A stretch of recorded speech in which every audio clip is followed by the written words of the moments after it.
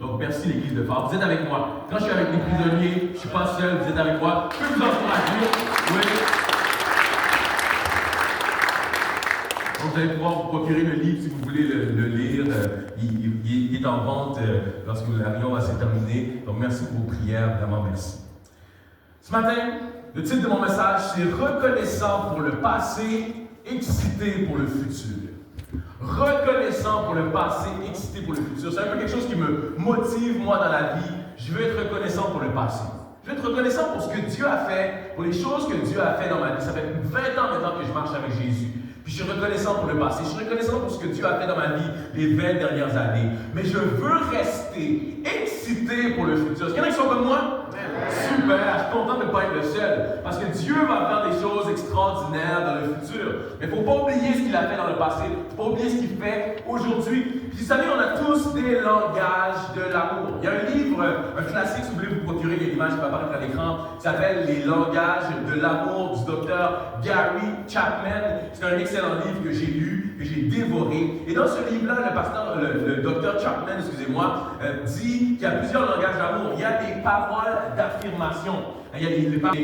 Donc, quelqu'un qui peut toucher cette personne-là pour l'encourager, s'il vous plaît. Ça va lui faire du bien, oui. Super, parfait. Là, sont les milliers de les toucher.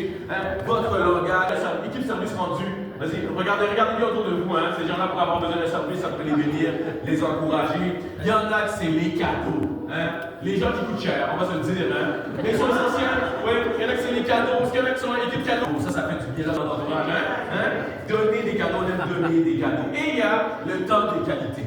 Le temps de qualité, langage d'amour, le temps de qualité, quand quelqu'un prend du temps pour toi, a mis du temps dans son horaire pour toi, a pris le temps d'être là, de donner du temps de qualité. Mon épouse est comme ça, j'ai appris, moi je ne suis pas du tout comme ça, mais j'ai appris à justement travailler le temps de qualité. Est-ce qu'il y en a qui sont équipe de temps de qualité? Ouais, super, merci. Il y en a plusieurs dans cette église, wow, c'est bon ça.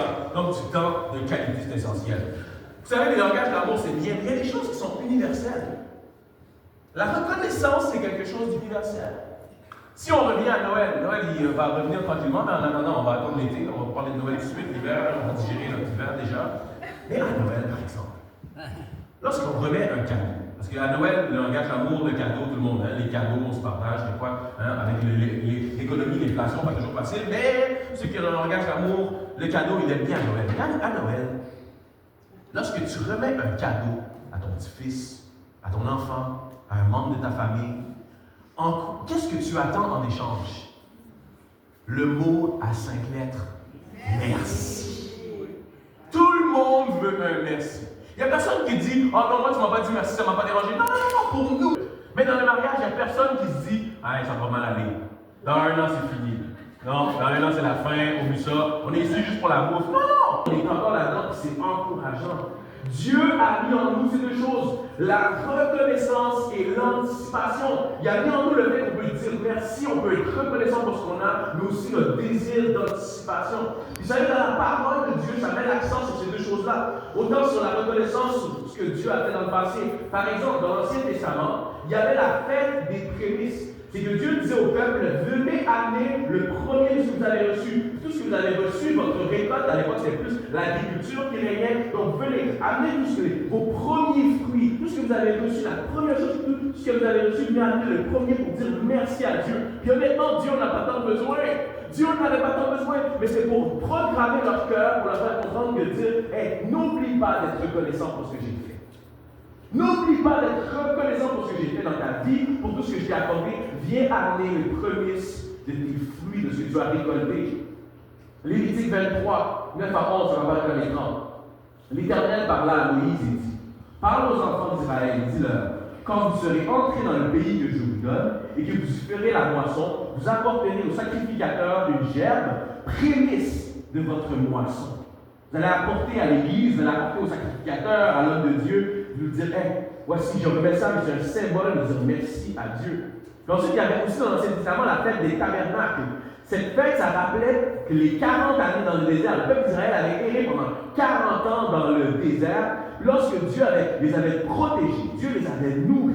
Et pendant 7 jours, les Israélites vivaient dans des cabanes faites de branches pour se souvenir de leur dépendance totale envers Dieu. Puis Dieu leur dit, vous allez avoir une fête.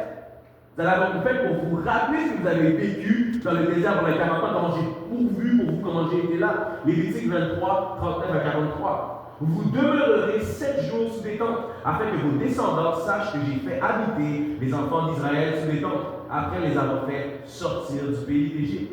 Puis dans la Bible, on voit la reconnaissance qui est là, oui, on voit aussi la reconnaissance qui est personnelle pour les personnages bibliques. Car oui, il y a des fêtes, il y a des célébrations, mais aussi c'est personnel. Par exemple, dans le psaume 100, verset 4, entrez dans cette porte avec reconnaissance. Dans ses parvis avec louange, comme on l'a fait ce matin. Lorsqu'on fait la louange, c'est pas juste du karaoké, là. C'est qu'on est en train de louer Dieu, on le remercie pour ce qu'il a fait. Célébrez-le, bénissez son nom. Ça dit aussi dans Jean 11, verset 41 à 42. Père, je te rends grâce de ce que tu m'as sauvé. Pour moi, je savais que tu m'exauces toujours, mais j'ai parlé à cause de la foule qui m'entoure, afin qu'ils croient, et que c'est toi qui m'as envoyé. Donc il y a une reconnaissance, je te rends grâce, on dit souvent ça, on rend grâce, on remercie Dieu lorsqu'on mange, mais on rend grâce pour ce que Dieu fait régulièrement. Et dans la Bible, il y a aussi l'anticipation pour le futur. Avec Abraham, justement, dans Genèse 12, Dieu qui ouvre ce que tu m'as abandonné, anticipe, garde espoir.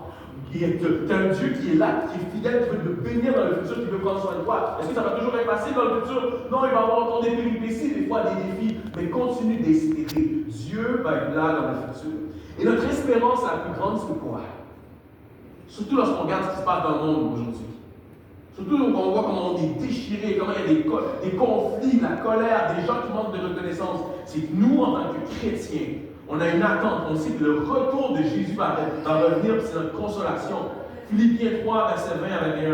Mais notre cité à nous, notre future demeure à nous est dans les cieux, d'où nous attendons aussi comme sauveur le Seigneur Jésus-Christ. C'est pour ça qu'on l'appelle la bonne nouvelle. Et si tu crois que c'est une bonne nouvelle, est-ce qu'on peut l'acclamer?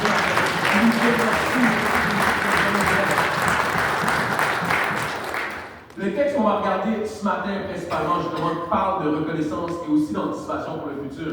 Le texte qu'on va regarder, c'est l'apôtre Paul qui s'adresse à l'église de Thessalonique. L'apôtre Paul enseigne à l'église de Thessalonique, il est mentor, il est coach. L'église de Thessalonique a été fondée à peine 2 ou 3 ans avant la rédaction de cette lettre.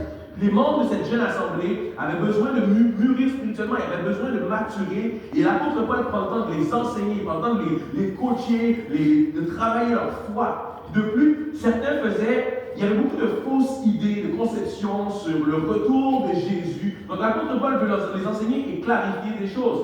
Mais les Thessaloniciens subissaient de la persécution. Ils étaient persécutés, tués, dénigrés, mis à part par leur famille souvent, pour leur foi. Et c'est important de savoir que eux, les chrétiens de Thessalonique, habitaient une ville qui était confortable financièrement. C'est une ville qui était placée stratégiquement, c'était près d'un port commercial. Donc autour d'eux, les gens étaient bien, les gens étaient confortables. Donc le concept de reconnaissance, oui, on pouvait l'avoir. Mais quand tu as tout, quand tu as un job, quand tu manques de rien, quand tu manges 3, 4, 5 repas par jour des fois, la reconnaissance des fois peut se laisser aller. Donc il y a des parallèles avec la communauté de Thessalonique et notre société actuelle aujourd'hui. Cette ville de Thessalonique bénéficiait d'un statut libre. Donc oui, elle possédait un gouvernement autonome. Donc oui, il y avait l'Empire romain qui régnait, mais ils étaient quand même autonomes. Il n'y a personne qui leur disait nécessairement quoi faire.